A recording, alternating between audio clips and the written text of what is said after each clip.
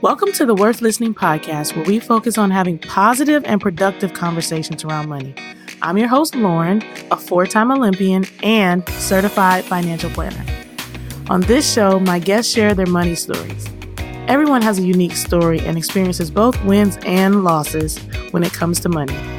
My intent is to give listeners something they can relate to, something that builds their courage to be open and take control of their own money story. When I'm not creating a great show for my listeners, I'm running my company, Worth Winning, where I help individuals and families organize their finances. Check us out at worth-winning.com.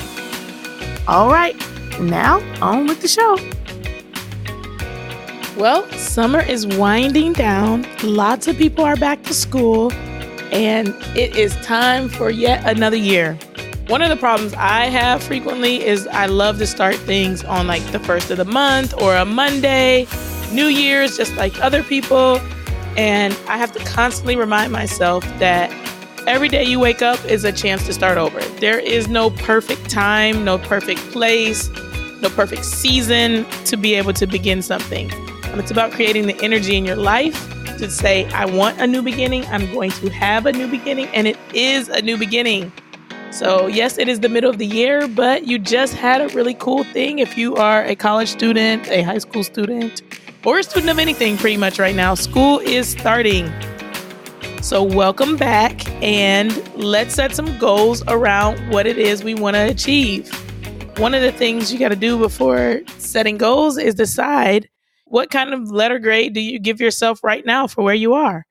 One of the things I want to talk to you guys today about is how I am grading myself, how organized I am with my finances, but also give you guys some tips for, one, how to grade yourself, but then two, also, now that you know your grade, what do you do to change it? Because I think very, very few of us would have an A+++, 100%. I am excellent and perfect at my finances. I know I certainly am not. And I've got a finance degree, a master's degree in business, certified financial planner. I just recently started my AFCPE. So for those that don't know what that is a financial counseling license that was going to give me a lot more insight into how to help people with debt, credit, and even just like how to talk about financial trauma that people have gone through in order to help them get on the right path. Neither here nor there. With all those different degrees and certifications and letters and all that crap, I am not perfect at organizing my finances. So if I had to give myself a letter grade on how organized I am right now, I would give myself a B. Not a B minus, not a B plus. Yeah, I think those are important. Let you know on the scale of which I'm grading. It's not just A, B, C, D, F. It is pluses and minuses as well. So I got some improvement to make. I need to get to a B plus, a minus, a A, and then possibly A plus. 5 levels to go. Well, let me first talk about how I'm organizing my finances right now. So one of the things that I think is really important, one of the things I do really well, is spending a couple weeks at the end of each year, looking back at what I've done financially this year. So how much money did I bring in? What were my expenses? Where did I spend money that I didn't expect to spend money? Because that's one of the things that gets all of us off track, is there's always going to be something coming up. And I'm talking with people all the time that are saying there's just some things that you can't plan for. And that's totally true. That's for everybody. There is always going to be something coming around the corner that you didn't see coming. But what we should be planning for is the unknown. So there's this big question mark of what that unknown thing is, but that's where we have a little mad money set aside so that it doesn't derail our overall plan. Plan for the unexpected, even though you don't know what to unexpect, which is easier said than done. But one of the ways to do that is, like I said, reflecting on what you've done. So I sit down and I look at what I've done over the past year. And another thing that's been really good for me is breaking everything up. So I am a big proponent of you need a budget. They don't pay me to say that. I just really, really love it. I use it for all aspects of my finances. So I have a personal budget. I have a budget for my business. I actually have 3 businesses, so I have a budget for each business and a personal budget. So every single month and usually every single 2 weeks, when I'm on my stuff and doing what I should be doing, I'm going through my budgets for all 4 of those different accounts and categorizing everything, which is keeping me aware in the moment. because it's so easy for us to swipe our card and forget what we spent money on and then get to our bank account and be like, oh my goodness, what happened? Where did the money go? The cool cat, old guy, Dave Ramsey, always says, like, if you don't tell your money where to go, you'll always be wondering where it went. And that's really what budgeting is about for me, is telling my money where to go well in advance. Like I said, don't always get it perfect, but at least I have some awareness. And then also categorizing where it went to keep me aware, like, oh my goodness, I spent what on food this month? That's crazy. I got to reel it in next month. So I'm tracking as I go. But when you track as you go, it creates kind of reports over time. And so one of the coolest things about sticking to the process of budgeting, even if you don't get the budget right all the time, is that you have the information.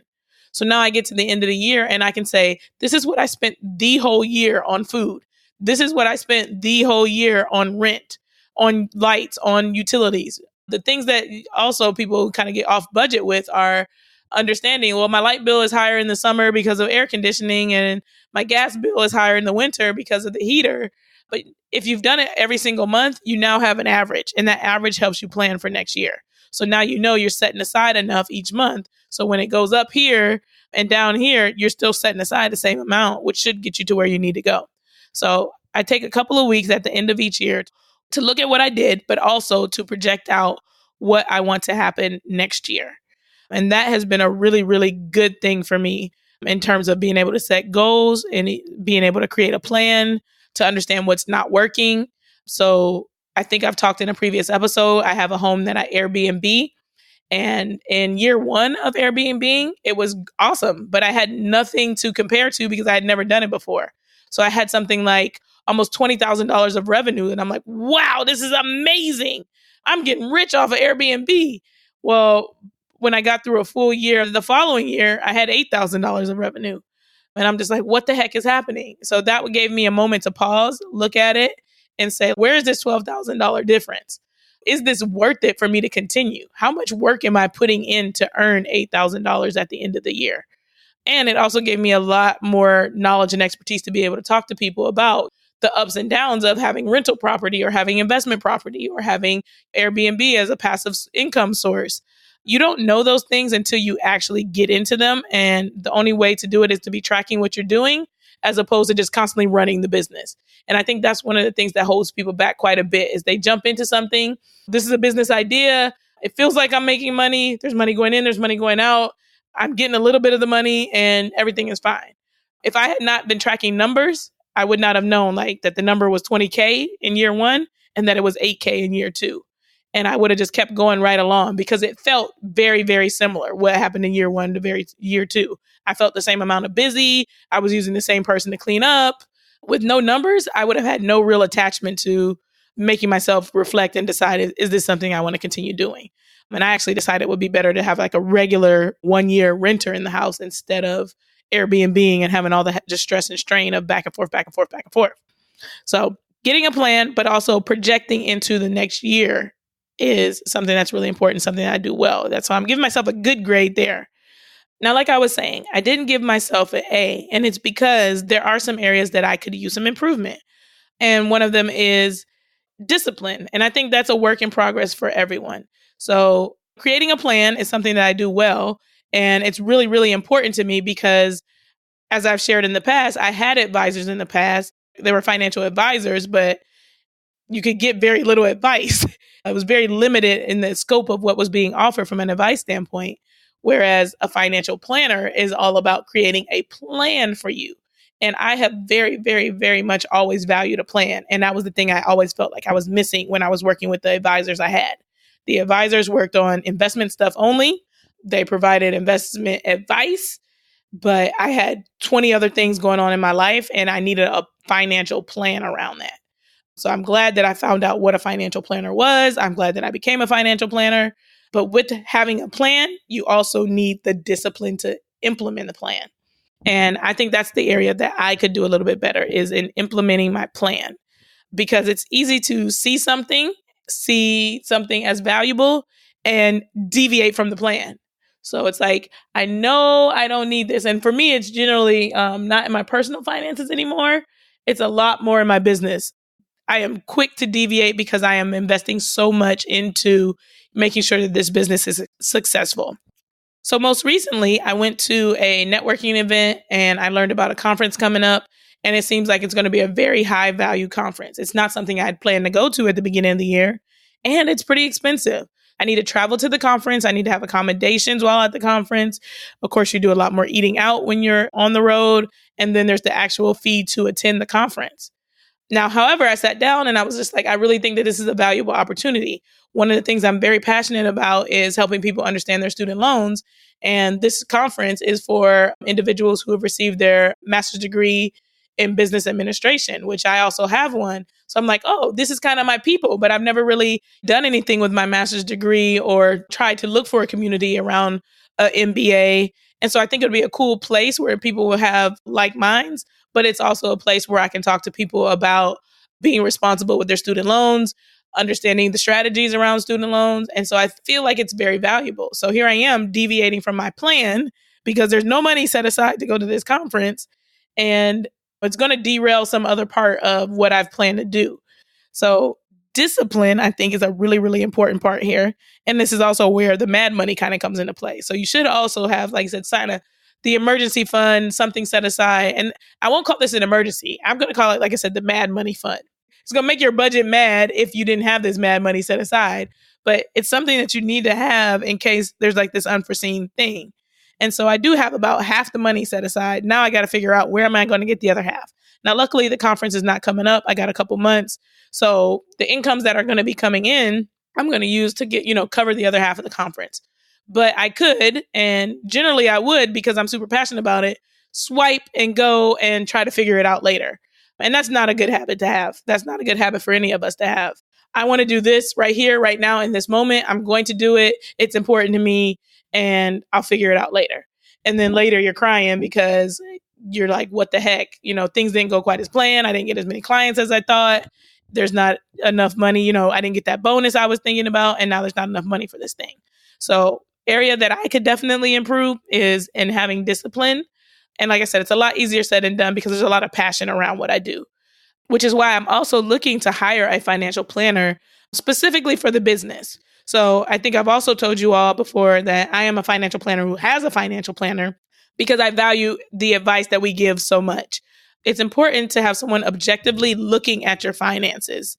And just because I have the financial knowledge and expertise doesn't mean that I can be objective with my own situation. And I know that I'm lacking objectivity. So like I said, step one is to know that you have some awareness. So I know now that I'm lacking objectivity in the business and that I need someone's help. I need someone to be like, Lauren, these expenses are way too high. You need to cut this out, and cut this out. And also to say, if you don't want to cut any of these things out, then what are your options? And one of the options that I think we miss quite a bit is the option to make more money. So if you cannot decrease your expenses, then you need to increase your income. Money is not magical in any way where a financial planner can make it appear out of the air. All of creating a plan is around understanding what's going out and what's coming in. And you either decrease what's coming out so that you can increase savings, or you increase what's coming in so that you can increase savings and also cover what's going out. So I'm going to be hiring a financial planner. That's one of the things I know that I can do that will help me improve and make me feel a lot more confident and also get me to maybe from the B level up to the A or A minus level of organizing my finances. Okay, so now I'm going to give you guys some tips for creating a plan. First thing I want you to do is write it down, because when you write it down, it makes it real. So you got to find a way to make it accessible to yourself on a regular basis. That's what you really need, is where are you going to put it that you're going to actually look at it? You're actually going to circle back to it. So is it a note on your phone? If it's going to get buried, don't put it as a note on your phone. Is it a real piece of paper and you need to stick it to the refrigerator? Then do so, because every morning you go to the refrigerator and you get your water. Maybe on the mirror in your bathroom, because hopefully you go and you brush your teeth every day. So stick it to the bathroom mirror. Put it somewhere that's just going to be actually accessible for you. And I know in a technology age, we love to put things in our technology, but sometimes we tuck them out of sight. And when they're out of sight, they're out of mind. So write it down, make it real, but put it where you can find it, see it, and then go after it. You need those constant reminders. Also, we talked about this in the past too, but set time-oriented goals. So when I'm doing, like I said, my year in review, I'm also looking at what I want to accomplish over the next year. But I can't say just for sure what I want to do over the next 12 months. I want to say, okay, here's what I want to do over the next 12 months. And so therefore, I need to do this over the next 6 months. And I need to do this over the next 3 months. And in month 1 through 3, this is what I'm going to be working on. So you kind of need to back into what you're trying to achieve. And I actually was able to help someone just yesterday in one of the calls I was doing talk about creating a plan. And the first thing is coming up with a timeline. So this couple didn't have a lot of income. So one of the conversations we had was about creating more income. But in the short term, what could you do with what you have right now in order to be able to help you better reach your goal? We talked about a timeline for having kids and purchasing a home. And they said, I definitely don't see myself being able to do that anytime in the future. And I was like, well, okay, well, when would you like to be able to do that? And they said 3 years. So now we had a good starting point. Okay, so they weren't in a hurry to do it. It's not like they wanted to do it in the next 6 months and they felt like they just weren't going to be able to accomplish it ever. They felt like it was something that was on their radar for 3 years from now, and they felt that they were off track to reach that goal. So I was like, all right, well, let's start there. We started with the 3-year mark. We backed into what they needed to do and what they needed to accomplish in order for everything to get to 3 years. Okay, this is how much debt we have. We're lacking an emergency fund. There's some student loan debt, and you guys also want to start saving for a house. All right, let's tackle the credit card debt first. This is how much we have to set aside for the credit card debt. We can be done with the credit card debt in 6 months. Let's reallocate those funds to the emergency fund for 3 or 4 months. Make sure you have cash on hand, because if you don't have cash on hand, what happens when you have an emergency? You go right back to the credit card debt. So let's get rid of that. And then we got a good emergency fund. Now let's start focusing on using that same money we had been using for credit card, then the money we were using for emergency fund. Let's throw that extra toward the private student loan debt. And we did the calculation. They'd be halfway paid down on this private student loan debt 3 years from now. Plus, they would have started, after a year of being really aggressive about the private loan debt, starting to save for the house. So they would have had 12 months to save for the house. And at the 3-year mark, they'd be in a really good position to feel comfortable. They were not going to be debt-free in 3 years unless they decided to increase income. But now their goals looked a lot more realistic, because we started with the big goal and we broke it down to one thing at a time. And this is what I need to tackle first. This is my list of priorities. This is what I'm going to do next. So set goals that are time-oriented. And then the other thing I would also say is, don't be afraid to reward yourself. Reward yourself for a job well done. When you hit a goal, take yourself out to dinner. Like, don't get so aggressive about something and so laser focused that you deprive yourself of everything forever. You may make the choice to deprive yourself of this or that, or to abstain from eating out, as an example, for a period of time. But you don't want to do that forever, because what ends up happening is you feel kind of burnt out. You feel a little resentful about whatever goal you were working toward, or you just completely go off the train tracks and you have a wreck, and now you're eating thousands of dollars of food when before you were only eating hundreds. So make sure that you set rewards in your process so that you can feel good about what you're doing and what you're trying to accomplish when making a plan. In addition to my accountability, in addition to hiring the financial planner, I'm also going to have a friend that's an accountability partner. And I have a friend already named Kelly, who's actually been an accountability partner to me for quite some time in my business. And we've kind of fallen off having our meetings, but we're going to get back on that. And I'm letting you guys be my accountability partner there. I'm saying it to my podcast listeners. Therefore, I need to do it. I need to follow through. Kelly and I were doing a really great job of checking in monthly about each other's business and holding each other accountable. We've fallen off of that. But I think there's value in having someone, it's not about her financial expertise, but someone that encourages you to kind of also struggle with you and to help push you in the right direction. Maybe a paid accountability partner and a free accountability partner. All right, last but not least, one more thing I want to tell you guys about is this idea of not counting money that you don't have. So this is one of the things that I think I do really well that got me up to the B range. And this is one of the things I feel like holds a lot of people back. We're very optimistic and we like to look into the future, but I like to encourage people to kind of stay in the present. Don't worry about the past. Stay in the present, and your future will be really good when you're focusing positive energy on the present. This last tip is do not count money you don't have. Plan with what you do have. So what I mean when I say don't count money you don't have is things like bonuses that come at the end of the year.